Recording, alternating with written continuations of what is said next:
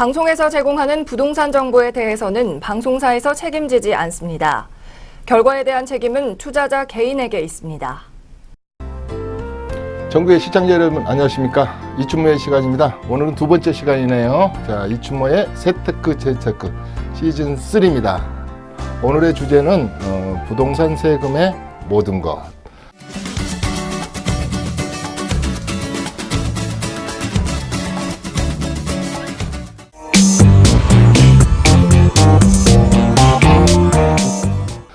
세테크 재테크니까 첫 번째 시간에는 제가 전체 프레젠테이션 개념으로 우리 관심을 갖고 있는 재테크 상품이 특히 주택 부분에서 한 50개가 된다. 그래가지고 쭉 제가 이제 이야기를 해드렸고, 오늘은 이제 세테크 시간으로 다시 돌아와서 제가 재테크도 했다가 세테크도 했다가 또 이제 세 번째, 네 번째 방송에서는 이제 1시간을 진행하면서 한 30분은 세테크, 또 한 30분은 재테크에 관한 얘기를 할 겁니다.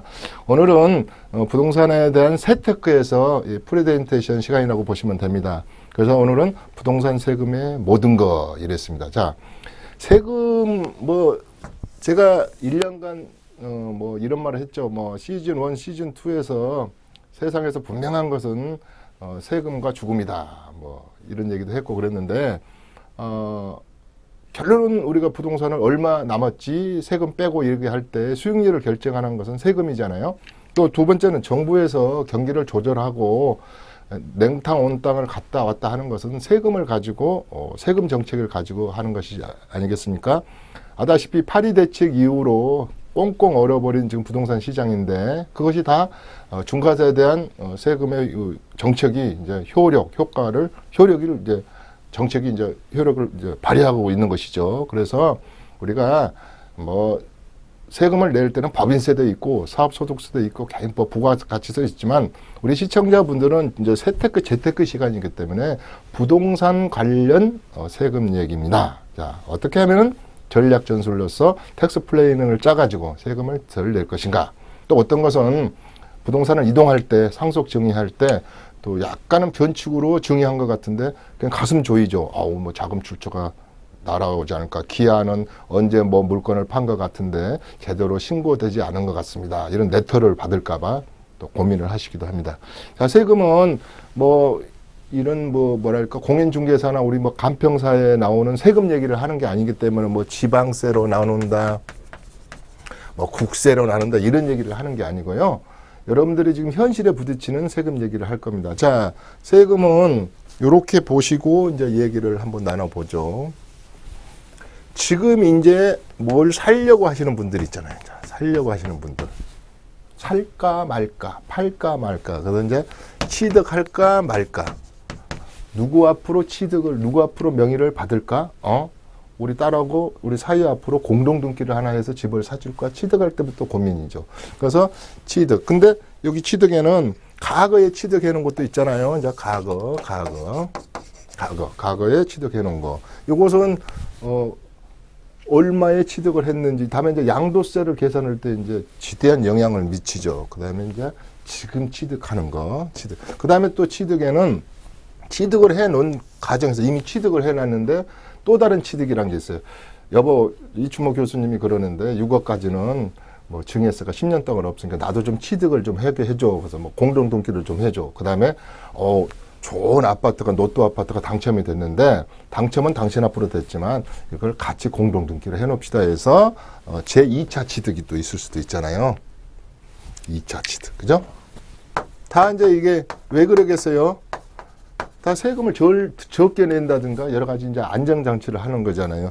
요새 취득 같은 것도 공동등기를 하는 이유가 뭐가 있어요? 애들이 요새 또 이혼들을 많이 하니까 이혼할 때 좀 편해라고 그런 것도 있지만은, 공동등기로 해놓으면 예를 들어서 동생이 형 그거 좀 담보로 좀 돈 잡습시다 그러면 안 돼. 형수님하고 같이 공동등기 돼 있어서 안 된다 이러기도 좋기도 하고. 그래서 이런 취득에 가는 개념이 있잖아요. 두 번째는 이제 뭐겠어요? 이제 취득을 했으니까 이제 보유하는 단계가 있겠죠. 이렇게 보유. 가만히 보유하면 종부세 나와. 그 다음에 재산세 나와. 여러 가지 세금 얘기가, 또 임대하면 임대소득세 나와. 이제 보유를 했을 때 이제 어떻게 할 것이냐. 그래서 우리가 이제 뭐 주택임대사업자로 묶어가지고 재산세랄지 종부세를 합산 배제하는 것을 좀 이렇게 가볍게 할 것인가 이런 거에서부터 이제 보유를 합니다. 보유. 그 다음에 요걸 제가 부동산의 이동 이렇게 말합니다. 이동.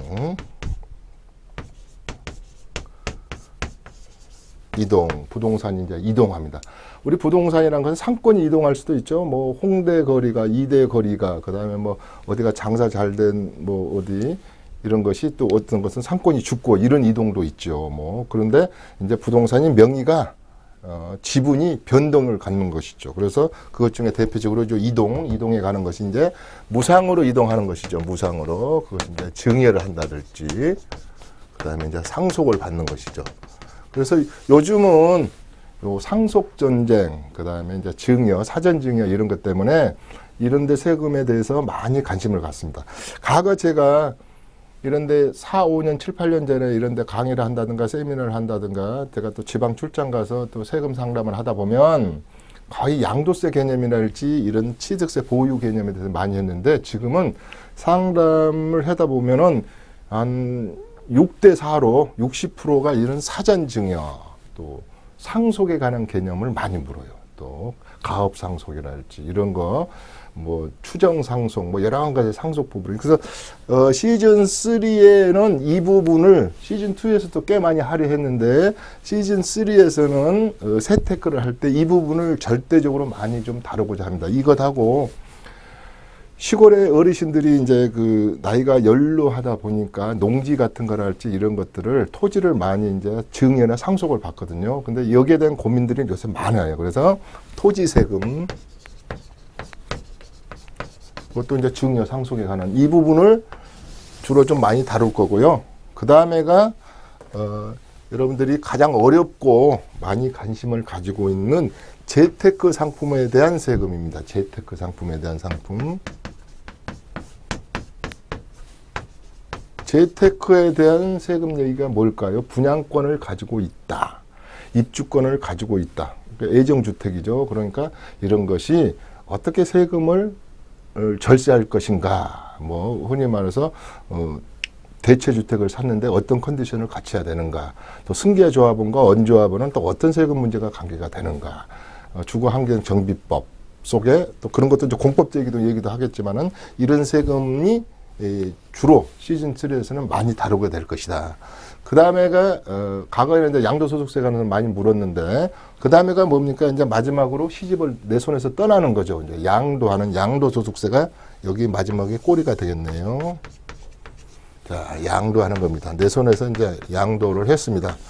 세금이 없으면 남은 게 없으면 캐피탈 게인을 못 넣어줬으면 국세청에서 과세 근거도 없고 세금 내라는 소리를 안 하죠. 그래서 양도소득세에 관한 것을 적게 내려면 어떤 컨디션을 좀 갖춰놔야 되겠습니다. 이런 얘기를 할 겁니다. 이제 이 부분은 그러면 이제 무주택자의 조건, 1세대 1주택자는 어떻게 해야 되냐, 세대 분리는 어떻게 해야 되냐, 국세청에서 요구하는 세대 분리는 뭐냐, 2주택자 너무 떨지 마라, 3주택자 떨지 마라. 그 다음에 중과세 물건을 가지고 있는 부분은 또 어떻게 절세 제약을 짜야 되냐, 3주택 이상.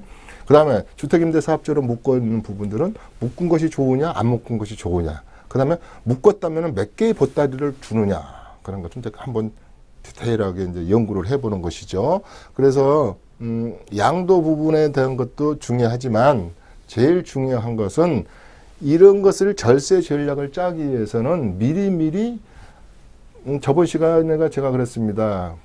5 years from now. 지금으로부터 5년, 적게는 3년, 길게는 증여세는 10년, 상속세 같은 건 10년 동안 길게 텍스 플래닝을 짜야 된다. 그래서 길게 짜는 그런 전략도 중요하고, 그래서 이제 여러분들이 어제 저 감기를 좀 조심하십시오. 저도 이제 감기가 여름 감기가 걸려서 이제 쭉 얘기를 할 때 제가 여러 지방 시청자분, 뭐 수도권 시청자분들이 개별적으로 가지고 있는 물건이 다 틀릴 겁니다. 전번에 제가 주택의 종류, 국세청에서 바라보는 주택의 세금을 매길 때 이러한 조건을 낱낱이 갖춰라. 이렇게 좀 분류해 놓은 주택의 종류가 한 50가지 정도가 됐잖아요. 주택 관련 세금 및 종류가 50가지 정도 됐잖아요. 그래서 이런 것을 낱낱이 이제 분석해 가면서 하겠지만 제일 중요한 것은 우리가 이제 세금을 비과세 해주겠습니다. 감면해 주겠습니다. 농지를 감면해 주겠습니다. 농지 8년을 가지고 경작을 하십시오. 뭐 노동력 2분의 1을 투자해서 그다음에 뭐 여러 가지를 조건. 그래서 이제 여러분들이 제가 그 시즌 1하고 2에도 그랬지만 달력에 이걸 좀 제가 달력 많이 찢었다 그랬잖아요. 달력에 이걸 적어 놓으시고 내 물건 어머 내가 주거용 오피스텔을 하나 가지고 있는데 어떤 조건을 갖추고 있어야 되네. 그다음에 노인복지시설이랄지 준주택을 가지고 있는데 어떤 조건을 가져야 되네. 시골에 고향주택이란 걸 하나 가지고 있는데 뭐 창원에 있네. 아니야 이게 진주에 있으면 이게 20만 이하의 도시라 이것도 고향주택에 들어가나? 내가 10년 이상 살았나? 여러 가지를 자기 컨디션에 되짚어보는 시간을 가져라 그랬습니다. 그래서 일단은 세금을 이 수만 가지의 세금과 수만 가지의 컨디션을 일일이 할 수는 없지만 크게 대별해서 해드리겠다 이 말이에요. 그래서 이제 예방세무를 한다는 거죠. 그래서 전략적으로, 기획적으로 그래서 여러분들이 맞춤형으로 세금 전략을 짜도록 하겠다 이 말씀을 드렸습니다. 근데 이제 이 것 중에서도 제가 그랬습니다. 세금이 우리가 흔히 말해서 뭐 지방세, 국세, 관세 이렇게 해가지고 한 25가지도 넘고 뭐 여러 가지 뭐 자동차세 이런 걸 하는 게 아니고 부동산에 관련된 세금은 그렇게 복잡하지가 않습니다. 그렇게 복잡하지가 않아요. 그 중에서도 주택에 관련된 세금을 주로 이제 한 70~80%가 저번 시간에 다룬다 그랬습니다. 그러면 왜냐하면 재테크가 거의 주택 쪽에서 이루어진다 그랬습니다. 물론 상가에 투자해서 임대소득을 노리는 분도 있고 꼬마 빌딩을 하나 샀는데 연예인처럼 뭐 한 5~6년 가지고 있으니까 뭐 서장훈 씨를 초등학생들이 앞으로 누구처럼 되려고 하면 서장훈인가 뭐 그처럼 된다 그런다고 농구 선수가 된다는 게 아니라 건물주가 된다는 소리예요. 조물주 위에 건물주. 그래서 건물주도 있지만은 우리 시청자분들이 이제 슈퍼리치 분들은 빌딩을 가지고 증여하는 증여 전략이랄지 재테크하는 전략이 있지만 뭐 전 암흑의 스타분은 뭐 어디 저기 삼성동에 뭐 300억이 넘는 꼬마 빌딩을 산다더라 이런 것도 있지만 대다수의 우리 시청자들과 우리 서민들이 할 수 있는 고민과 재테크 전략은 주택 개념으로 이루어져 있단 말이야. 그러니까 우리가 그 집에 관련된 재테크, 집에 관련된 세금, 그 다음에 집을 상속받고 부모님들이 가지고 있는 토지를 상속받고 이런 거란 말이에요. 그런 거 우리가 내가 막 주유소를 상속받거나 뭐 해외 부동산을 상속받거나 그 다음에 뭐 엔젤 주식을 상속받거나 가업 승계를 해서 창업을 또 해서 그런 증여를 하는 것은 일부야. 100명 중에 뭐 1% 정도 되겠죠. 그 세금은 또 따로 있는 세금이라고 보시고 우리 일반 세금이라고 생각하시는 부동산 세금은 그렇게 어렵지 않다. 어떻게 하면 국세청에서 하라는 대로만 하면 세금 더 내라는 게 아니다. 과거에 지금 우리 국세청장님도 그렇지만 과거에 우리 박근혜 정부에 있을 때 이만수 국세청장님 계실 때도 이만순 국세청이 내타라 그래가지고 이제 예고도 하고 그래서 세금은 결코 무서운 게 아니다. 우리가 뭐 과세 원칙이 있잖아요. 그러면 아니 남지도 않는데 무슨 어디 뭐 공산주의 사회도 아니고 사회주의 사회도 세금 뭐 밉다고 해서 더 내십시오 그런 게 아니지 않습니까? 또 세금 많이 낸다고 해서 그 집 앞에 8m 도로를 넓혀주는 것도 아니고 세금은 공평한 거죠. 그래서 세금은 여러분들이 할 때 실질과세라는 거죠. 실질과세. 다시 말해서 명의 빌려가지고 수익을 예를 들어서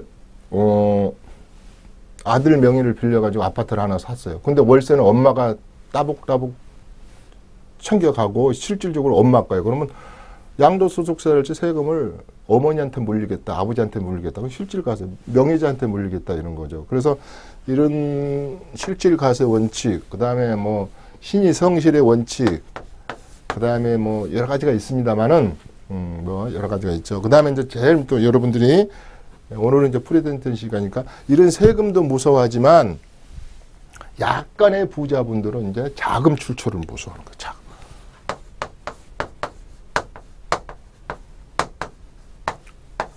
국세청을 무서워하는 거죠. 심지어 30세, 40세인데 요즘은 좀 바뀌었죠. 3억 이상의 주택을 하나 샀다. 가구는 4억인데 그러면 이제 그 자금 출처 어디서 났습니까? 이런 것을 묻는 거죠. 그러면 이제 그것을 못 밝히면, 소명을 못하면은 이건 세금을 좀 추징하겠습니다. 이런 거에서. 그래서 이걸 좀 더 많이 무서워해요. 시청자 여러분들이나 세미나에 와서 보면 이걸 또 많이 좀 무서워하신다. 그러면 이제 이것도 여러 가지가 있잖아요. 우리가 또 과거에 어떤 그 공직에 있는 분들이 그 뭐 약간의 변칙, 쪼개기 증여 같은 거 했잖아요. 이런 거 잘 몰랐는데 8.5%로 딸과 돈을 구워주는 것처럼 해라. 그런데 이게 이제 뭐 4.6%로 이렇게 금전 소비 대차를 만들어서 돈을 꿔준다는데 여러 가지 이제 그런 기술적인 거죠. 약간의 전략적인 거에서부터. 그래서 이제 이 자금 출처란 말이에요. 자금 출처. 그러니까 이제 국세청을 좀 제대로 알아야지 내가 대처도 하고 그러려면은 이제 PCI 시스템이랄지 이런 거. 엔티스 프로그램이 이 속에 뭐 어떤 데이터가 들어가 있나. 지금은 한 1,800개의 데이터가 있다지만 내년에는 한 6천억 개의 데이터를 집어넣어 가지고 그대가 당장 어저께 저녁에 한 일을 국세청은 다 알고 있다. 뭐 이런 얘기도 하죠. 그래서 이제는 모든 게 AI 지능 형식의 데이터를 가지고 있기 때문에 우리가 탈세라 할지 어떤 여러 가지 흔히 말하는 변칙적인 방법으로는 안 됩니다. 누가 알고 있다고요? 세무공무원이 2만 명이 알고 있는 게 아니라 이 AI 수준의 이런 엔티스 프로그램이랄지 이런 시스템 또 우리 여러 가지를 크로스 체킹하는 FIU 있잖아요. FIU. 금융분석원. 금융분석원. 저기 세종로 14층에 있잖아요. 이런 시스템 또 은행에서 1,000만 원 이상 현금으로 딱 고객이 빼가면 저 오심스러운 그 STR 그 다음에 이 커런시 자금, 현금, CTR, 현금으로 이렇게 이런 것은 이렇게 보고를 하게 됐잖아요. 보고를 해서 경찰, 금융감독위원회 뭐 이렇게 그다음에 경찰, 검찰, 그다음에 국세청 직원들이 이렇게 정보를 공유해서 이렇게 세금을 판류를 하게 되면 낱낱이 보고 있다. 그래서 이제 다시 말하면 이런 자금 출처에 관한 거 이런 것을 고민을 많이 하시는 거예요. 그 다음에 세수가 올해도 많이 거치지만 작년에도 이런 걸로 인해서 세수가 한 24호 원이 작년에 더 거쳤잖아요. 그런데 부가가치세, 소득세, 뭐 법인세에서도 많이 거치고 그래서 아무튼 이제 이런 프로그램을 좀 알 필요가 있다. 과거처럼 그냥 어영부영 뭐 모르겠지 이렇게 해서는 안 된다는 것이죠. 그래서 그렇다면 좀 더 국세청은 너그러워졌다. 어떻게 너그러워졌느냐 이런 것이 되지만 제발 이런 것은 좀 지켜주십시오. 요대로 좀 하십시오. 그러면 세금을 감면해 드리거나 세금을 비과세해서 안 받겠습니다. 이런 부분이죠. 그것 중에 하나가 주택에 관한 세금이 가장 너그럽다 그랬어요. 주택에 관한 세금이. 제가 힘이 너무 세가지고 주택에 관한 세금이 가장 감면 비과세가 많아요. 왜 그럴까요? 아니 우리 작은아들 집 한 칸 물려주려고 나는 호떡 하나도 안 써먹고 해외여행 그 흔한 해외여행도 안 가고 이렇게 해서 물려줄 때 그것에서 세금을 또 많이 너무 과세하면 안 되잖아요. 이게 우리가 또 주택 하나 가지고 우리 베이모 부모들 우리 이 은퇴하신 분들이 옛날에는 80%가 넘었는데 한 70%가 집 한 칸이 전 재산 아니겠습니까? 근데 이것을 갖다가 그냥 뭐 양도소득세를 뭐 왕창 물린다든지 이렇게 하면은 내 재산권이 평생 벌어놓은 게 다 넘어가잖아요. 그래서 여러 가지 조건을 지키는 거 있잖아요. 무주택인 사람은 세금을 안 받고 우리가 흔히 말해서 84점의 청약 만점짜리 도전할 때도 좋고 그래서 뭐 임대 아파트를 우리가 청약할 때랄지 이런 공공 아파트를 청약할 때 우선권도 주지만 무주택자 그 다음에 이제 1세대가 1주택, 이 집 한 칸 있는데 이것도 9억 이하라네요. 이것을 투기 행위로도 보지도 않고 오래 가지고 있었는데 과세를 하면 안 되겠죠. 양도소득에 대해서. 양도소득세가 뭡니까? 10년, 20년 물가 상승률을 다 합해놓은 거라는 게 장기부의 특별공제가 그런 개념인데 이런 것을 옛날에는 두부 한 무랄지 뭐 이것이 옛날에 분양가가 134만 원 할 때도 있었어요. 지금 분양가가 5천만 원이잖아요. 평당 5천만 원. 그러니까 꾸준히 이렇게 물가 상승률일 때 분양가가 오른 것까지 그냥 양도소득세 다 가져가면 안 되잖아요. 그러나 이제 집을 가지고 정부에서 하지 말라는 뭐 투기를 한다든지 근데 1세대 2주택까지는 봐줄게 뭐 일시적으로 이사를 가기 위해서 이런 것은 뭐 3년 안에 팔면 이런 거 아주 쉬운 세법들 있잖아요. 그 다음에 3주택, 4주택 이거 여러 가지로 이제 세금을 이제 집들을 많이 가지고 있는 사람들은 이제 중과할게 중과하잖아요. 중과. 그러면 집을 많이 가진 대로 중과하기도 하고 요번에 또 파리 대책이 뭐예요? 지역, 투기 지역이랄지 조정 대상 지역 내에 어떤 지역 내에 서울시 25개구, 뭐 세종시, 성남시, 부산에 이런 데 어떤 지역에 가지고 있는 주택을 2세대, 3세대 하면은 퍼센트 포인트를 20%, 10%를 더 받겠습니다. 세금이 장난이 아니죠. 62%까지 세금이 올라가기도 하고. 그래서 이런 부분에 대한 세금을 요리조리 피해간다는 것보다도 현명하게 새 판을 짜서 절세 전략으로 가자. 본 시즌 3, 시즌 1, 2도 그랬지만 그것을 본인하고 우리 집하고 내가 어디 시청자다. 내가 대전의 시청자더라. 그러면 우리 집을 세대별로 부부는 합산이니까 그 다음에 요새 또 이런 자식분들, 딸분들이 결혼을 늦게 하잖아요. 그러니까 빨리 또 주민등록을 좀 이전에서 세대 구성을 해가지고 다른 데 가서 살았으면 좋겠습니다만은 캥거루족처럼 줄렁줄렁 있을 때 이런 것을 이제 합산해서 할 때 여러 가지 세금이 중과되기 때문에 여러 가지로 뭐 세대 분리에서부터 여러 가지 이 전략을 다시 짜자 이런 뜻입니다. 그래서 주택 관련 세금이 이제 주다. 아주 줍니다, 주. 그래서 제가 그 시즌 1에서 어떤 얘기를 주로 했나, 시즌 2에서 어떤 얘기를 주로 했나를 제가 이제 모니터링을 한번 했어요. 시즌 1과 시즌 2가 여러분들이 네이버에 가서 제 이름을 치시면 쭉 강의했던 것이 막 60개 강의가 떠요. 그걸 시즌 1, 시즌 2를 못 보셨던 분은 그거 보셔도 됩니다. 보시면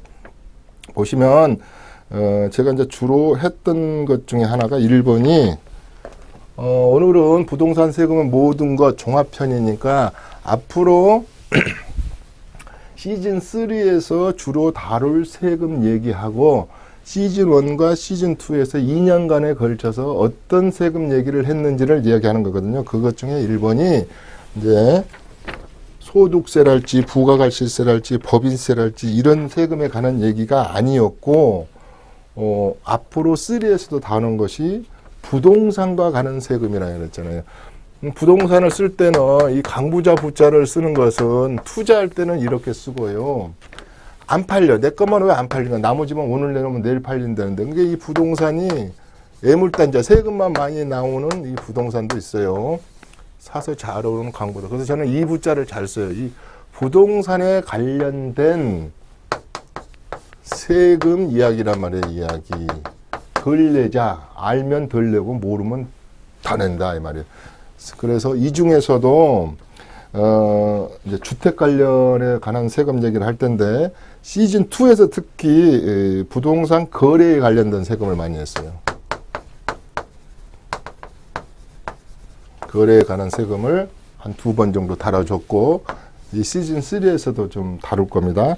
그 다음에 양도소득세 얘기를 좀 했습니다. 그 당시 그 박근혜 대통령 집이 뭐 왜 이렇게 했는데 그 뭡니까 장기보유 특별공제를 적용하다 보니까 세금이 4억도 안 냈다. 그래가지고 제가 이 짝 칠판에다 계산을 한번 해준 적이 있죠. 그래서 양도소득세를 계산하는 것이 중요한 게 아니고 요새는 홈택스에 가서 그냥 하면 자동 계산되는데 예방기획세 뭐라 그랬어요. 예방하고 기획을 해야 되겠죠. 기획.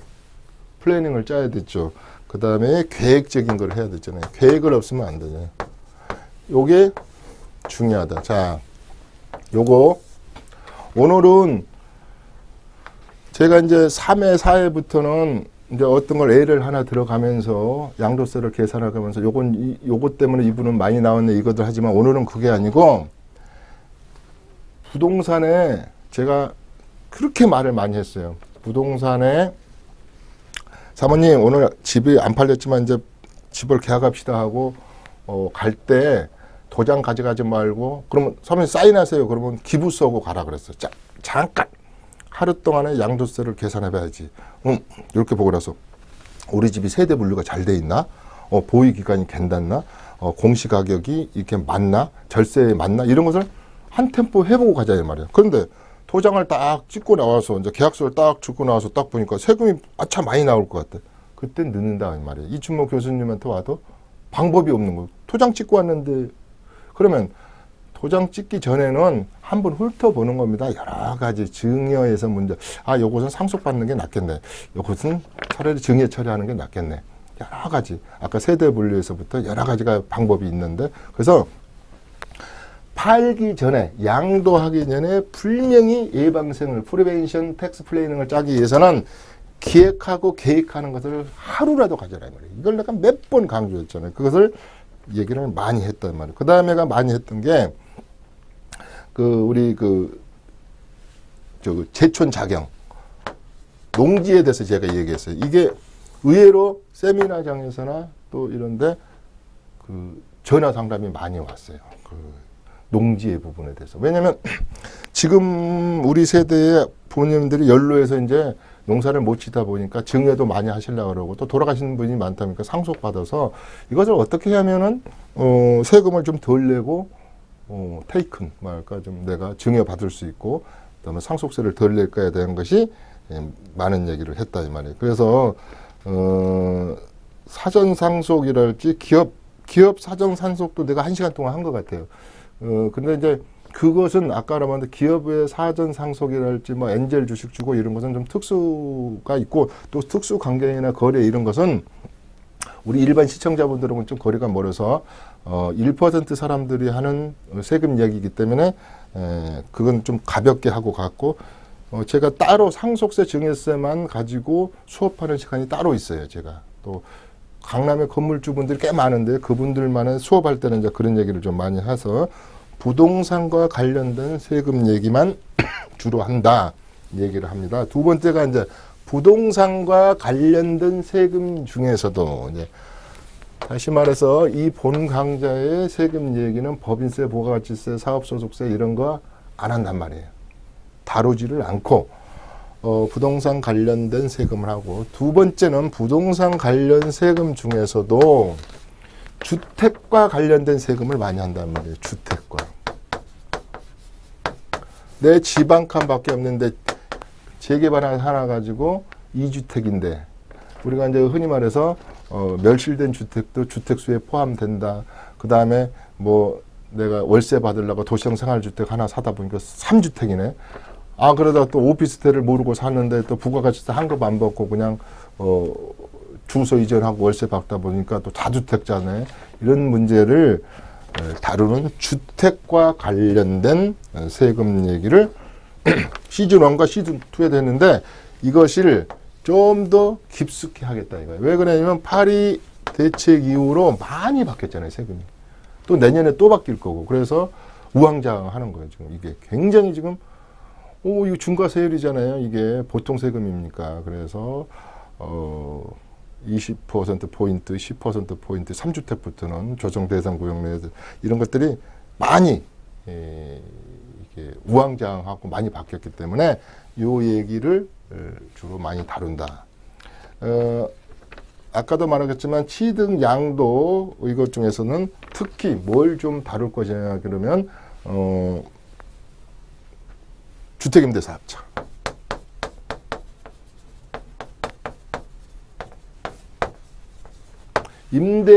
주택을 가지고 임대 사업을 하는데 도대체 작년 12월 13일인가 우리 임대차 활성화법이 돼서 여러 가지로 앞으로 이제 4월달 이후로는 8년 의무기간 8년 그다음에 이제 여러 가지 세제 혜택을 받려면 10년 이상을 보유를 하면은 뭣도 임대 소득에 대한 것도 75% 장기보유 특별 공제도 70% 무엇을 한 보따리 준다는데 내 컨디션하고 적용시키려 보니까 보통 머리가 아프는 게 아니야. 그래서 들은 것을 있는 것 같아. 앞으로는 여러 가지 의료보험 혜택도 좀 뭐 이게 배제해서 중과세 혜택도 준다고 그러기도 하고 양도세도 또 뭐 덜 받는다기도 하기도 하는데 제대로 잘 모르는 거예요. 제대로 잘. 이게 어려워요. 제가 이게 주택임대사업자 관련된 세금이 쉬운 것 같지만요. 디테일하게 들어가면 상당 부분이 그 자기가 가지고 있는 물건에 접목을 시켜서 굉장히 절세 전략을 짜려면 쉽지가 않습니다. 그 다음에 이 주택 임대사업에 관련된 컨디션이 또 보통 복잡하신가? 세입자 바뀌면 또 보고해라, 표준계약서 써라, 또 어떤 조건을 그 안에 팔면 뭐 1,000만 원의 페널티를 물어라, 여러 가지가 복잡해. 그러다 보니까 이 부분을 아주 쉽게 약 한 2시간에 걸쳐서 이야기를 좀 임대사업 부분에 대해서 이야기를 좀 하려고 합니다. 그 다음에 이제 크게 잘라서 이제 부동산의 세테크 기술이에요. 이제 이런 것들을 이제 주택 관련 좀 하고 나서 이제 세테크 기술. 우리가 뭐 우리 내시령 하면 기술 들어갑니다 그러잖아요. 왜 테크라 그러겠어? 재테크 테크 기술이지 기술요. 그래서 이제 진짜 절세 전략인 거죠. 그래서 세테크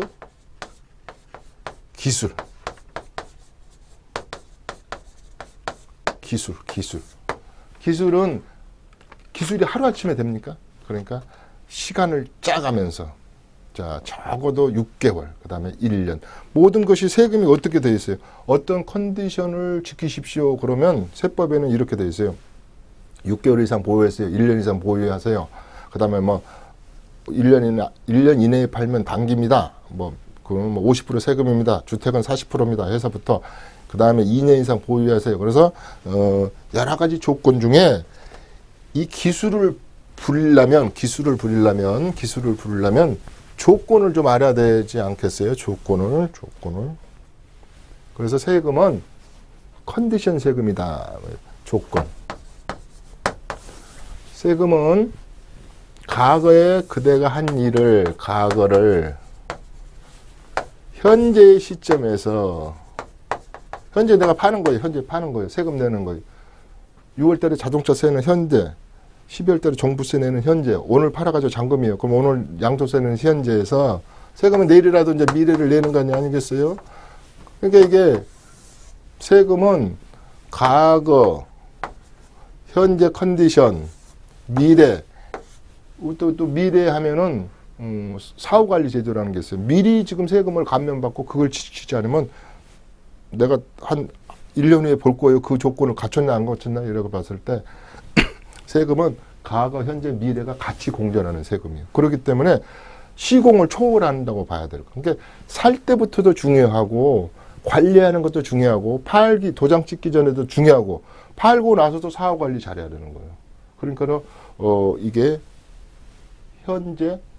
과거, 현재, 미래가 공존한다. 그래서 조건을 그게 세법이죠. 세법. 어떤 조건을 갖춰 놓으세요.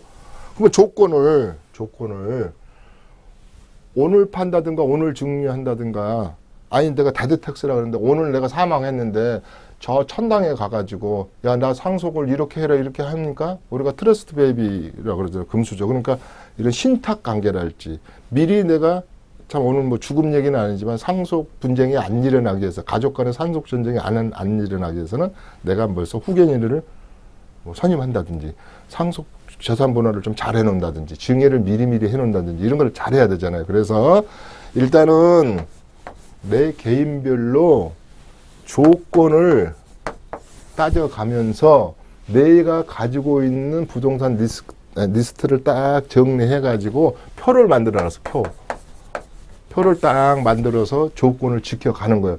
자, 3년을 안 지켰으면 3년을 지켜야 되는 거고, 뭐 주택임대사업자가 8년이라는 거예요. 아이고, 양도세나 장기보유 특별공제를 받기 위해서는 10년을 해야 됩니다. 그러니까 정확히 알아야 된단 말이에요. 정확히. 또 6년짜리 있고 4년짜리 있고 5년짜리 있고 8년짜리 있고 10년짜리 있어요. 그 세금별로 혜택과 감면을 받는 것은 이런 거. 그러니까 기간,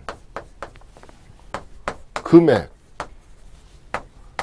누가 가지고 있느냐 이 말이에요. 누가.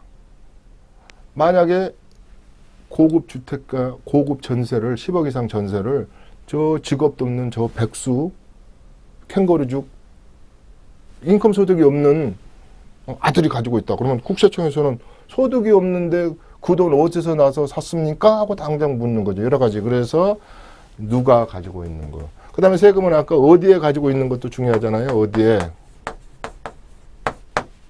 어디에? 투기 과열지구, 투기지역, 조정대상지역 뭐 이런 거에 어디에 가지고 있느냐.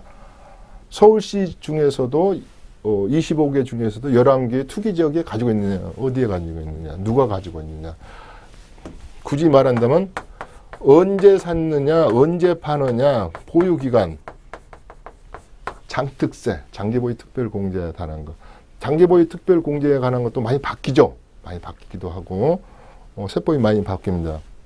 그 다음에 또 중요한 것이 여러분들이 부잣집은 여러 가지 물건을 가지고 있단 말입니다. 아까 시골집 하나, 분양권 하나, 오피스텔 주거용 하나, 뭐 도시형 생활주택 방송에서 하나 샀다 그래 봐. 뭐 재건축, 뭐 토지, 뭐 상가 여러 가지 있잖아. 아, 또 누가 지식산업센터 하나 사라 그러니까 뭐 이렇게 샀다 그래 봐. 그래서 무엇을 가지고 있느냐에 따라서 틀리단 말이에요.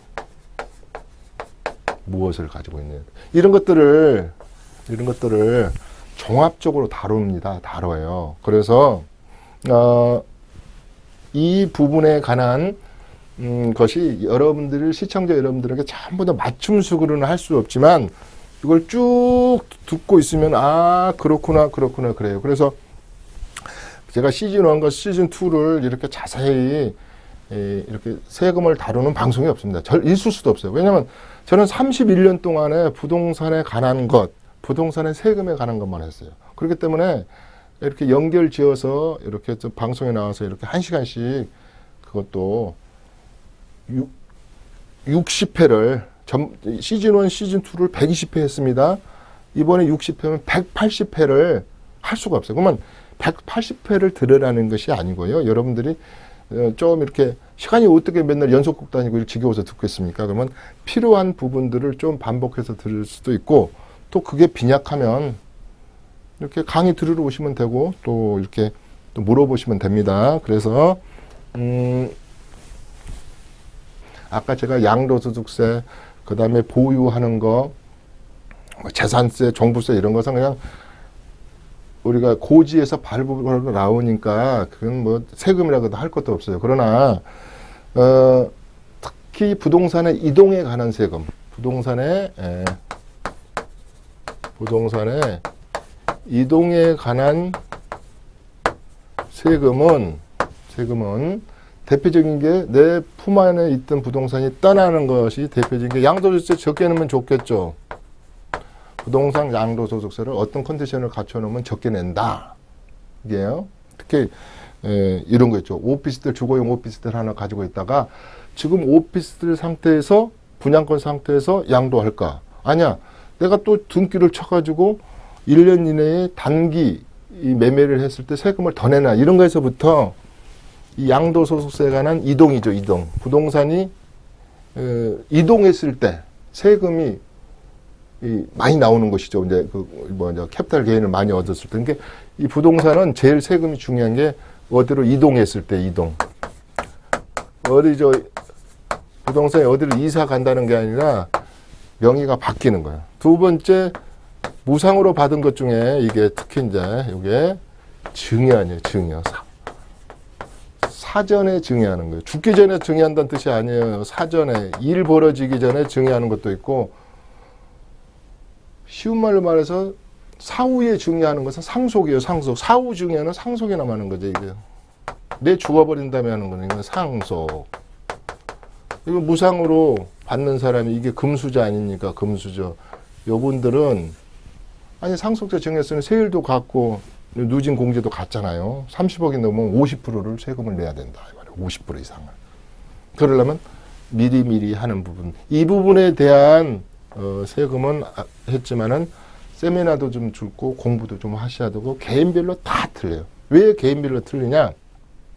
상속세만 보더라도 전체 그 피상속인이 망자가 제가 피보험인 피상속인 이름은 뭔 말이 어려워. 그러니까 내가 이제 방송 용어는 아닌데 피본 사람 그냥 죽었으니까 피해본 사람이잖아요. 그러니까 피상속인이 모든 자산권, 골프 회원권, 엔젤 주식, 하이닉스 주식, 돈 꿔준 거, 보증금 뭐 봐준 거 이런 것이 다 관계되잖아요. 이 전체 자산 아닙니까? 골통품까지, 골프채 하나까지 이것을 바로 내가 세상에 아웃돼서 정리정돈을 하려고 그러면 안 되기 때문에 이 세금만큼은 부동산의 이 이동만큼은 전략 전술이 진짜 필요하다 이 말이에요. 과거에 세미나를 해보면 상속세 증여세 보면은 세미나가 반도 안 짰어요. 근데 6, 7년 전부터 보니까 상속전쟁, 상속분쟁 오직하면 가정법원에 부모님이 돌아가시면 제사상에서 모이는 게 아니라 전부 다 어디서 만나냐면요. 가정법원에서 소 다툴 때 만난단 말이에요. 그렇기 때문에 요 이동을 잘 미리미리 좀 해놓은 것이 좋다 그래가지고 요즘은 이런 세미나를 하면 이때 제일 많이 온다 이 말이죠. 그 다음에 아까 왜 중간에 반복된 얘기를 좀씩 해가냐면 시청자분들이 채널을 딱 틀었는데 중간에 들으면 그전 얘기를 못하는 거예요. 그 다음에가 아까 한 번 더 반복하는 것 중에 하나가 이런 부동산의 이동 중에서 요것이 중요하지만 세 번째로는 중요한 것이 이제 뭔가는 좀 찜찜한 거예요. 그래서 이제 또 뭐 어떤 다운 계약서도 쓴 사람도 있고 심지어 말해서 과거의 땅을 집을 예를 들어서 모 아파트를 이 방송에서는 어떤 이름을 하지 말라고 옛날에 5천만 원 주고 88년도에 샀는데 지금 14억 간다나 이러면 아니 취득원가가 없는 거나 마찬가지예요. 그런데 이렇게 되니까 세금이 많이 나올 것 같다. 이런 거에서부터 제일 중요한 것이 이제 아까 말한 자금 출처에 관한 거. 또 전문인들은 이 PCI를 제일 무서워하잖아요. PCI를 옛날에 4년, 5년 단위로 재산이 이만큼 늘었어요. 재산이 이만큼 늘었어. 또 소비도 이만큼 했어요. 근데 신고한 것하고 맞춰봐가지고 이게 많이 차이가 나요. 그러면 그건 탄류소득으로 본다든지 이런 PCI 이런 거, 그 다음에 돈거래 빈번한 거 이런 것이 이제 여러 가지로 그 AI 수준의 엔티스 수준이 디테일해지다 보니까 그 다음에 모든 자료가 대한민국 국민의 모든 그 거래에 관한 카드 하나 어디 가서 짜장면 하나 먹고 쓴 기록까지가 데이터와 베이스가 전부 다 집중적으로 2019년까지 6천억 개가 된다잖아요. 이러다 보니까 이제는 그 어떻게 보면 적당한 세금은 없다 이 말이죠. 그래서 원칙은 뭐냐? FM으로 정확히 내가 국세청에서 컨디션을 지키라는 것을 지켜서 그래서 내는 것. 그래서 이제 이런 상속세 증여세는요. 정부의 부가주의라 그래가지고 오늘 내가 상속세나 증여세를 갖다가 내가 지금 계산해 보니까 우리 세무사님하고 계산해 보니까 상속세 증여세를 한 4억 3천 냅니다. 그러면 도장을 딱 찍어줘. 아유 고맙습니다. 그런 게 아닙니다.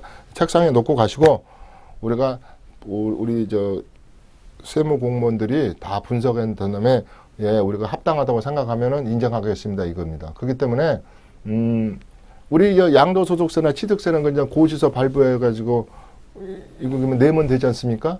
근데 이렇게 상속세 증여세는 그렇지 않다는 거죠. 또 이런 자금 출처도 또 디테일하게 들여다보고 그러니까 재산세 내고 종부세 내고 취득세 지방세 내는 거 이런 거하고는 차원이 틀리다 이 말이에요. 그러니까 그것은 고지서 갖다가 내는 거다고. 이것은 정부가 부과해가지고 납세가를 딱 인정해야지 넘어가는 거 아니겠습니까? 그래서 이런 세금은 특히 전략 전술을 좀 잘 짜야겠다 이런 얘기를 합니다. 그 다음에 내가 이제 무엇을 뭐 아까 뭐 FI 얘기도 했고 그 다음에 이제 세금 얘기를 할 때 제가 여러 가지 그 동안에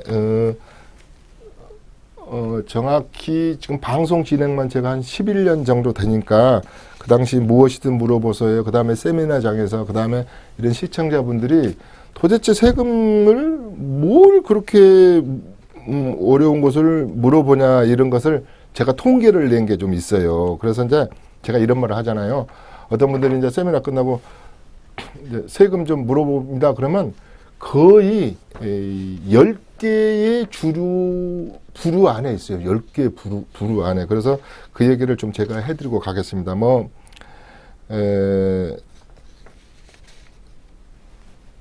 세금을, 자, 그것 중에 이제 대부분 이제 겁이 나서 와요. 다 겁이 나서 올 때, 요새 제일 많이, 10개 중에서 제일 많이 물어보는 것 중에 하나가, 요새 재산을 존속한테 물려주신 분은 없잖아요. 그래서 이제 비속한테, 아들, 딸한테, 물려줄 때, 증여도 있지만, 아직은 내가 죽을 생각이 없으니까 상속은 나중 얘기고, 이것을 아들, 딸하고 특수관계인의 이 정상적인 매매를 하려고 해요, 매매. 왜냐하면 요새 특히 좋은 물건이 있어서 3주택, 4주택이니까 중과 대상이란 말이에요. 그래서 이것을 세대 분리를 해가지고 그 물건이 가만히 놔두면 많이 오를 것 같거든요. 재건축을 다음에 새 아파트로 받으려면. 그러니까 팔려면 양도세도 많이 나오고 그러니까 증여를 한다든지 그럼 증여세 나오죠. 또 매매를 하면 또 양도세 나오죠. 또 뭐 부담부 증여에서 또 여러 가지가 있습니다만은 증여할까요? 매매할까요? 그래서 비속에게 부동산을 이동시키는 것에 대한 세금을 많이 물어요. 이동시키는 거. 그 다음에 또 뭐가 이제 많이 있냐면 이제 팔아. 제3자한테 팔죠. 근데 과거의 취득 금액이 이만큼 쌌잖아요. 이제 이렇게 쌌어요. 아까 제가 말한 거예요. 과거에 5천만 원 주고 샀는데 지금 15억 간단 말이에요. 그러면 이제 양도세가 많이 나오네요. 근데 여기까지는 9억 이하까지는 세금을 비과세 받고 9억 이상만 세금을 더 내고 이제 이런 것도 잘 알으셔요. 근데 이제 여기에 군더덕지가 이제 붙어 있는 거예요. 가만히 있는데 이분이 이 재산만 형성했겠어요. 아까 말한 대로 오피스텔도 하나 가지고 있고 도시형 생활주택도 하나 샀고 또 실질과세 원칙에서 보니까 주택수가 늘어나 있기도 하고 그렇단 말이에요. 또 아까 이렇게 상속 받아가지고 내 지분이 좀 생긴 것도 있고 그래서 제3자가 또 공유한 지분도 있고 그래서 이걸 팔 때 요 군더덕지를 어떻게 처리해야지 요 본세금을 좀 적게 내는가 여기에 좀 이제 많이 이 질문이 많으세요. 이 부분에 대해서 많다 이 말이에요. 칠판에 지우개가 떨어졌네. 그 다음에 여러분들도 많이 그러실 거예요.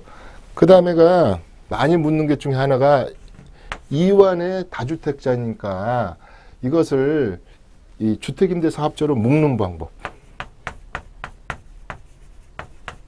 이게 많아요. 요새 이 질문 중에 이게 비소각에 어떻게 할 것인가, 내 본세금이 덜 잘치게 할 것인가, 주택임대사업자를 낼 것인가, 만 것인가. 이게 아이고 내면은 그동안에 소득이 임대사업 했던 게 소급 적용해가지고 그동안에 세금 안 내고 전부 다 달세를 그냥 월세를 받았는데 그게 노출되지 않을까요? 안 내는 게 좋지 않을까요? 막 이게 겁을 먹으시는 거예요. 그래서 이거에 대한 얘기를 많이 해요. 그 다음에 이거 한데 아까 말한 대로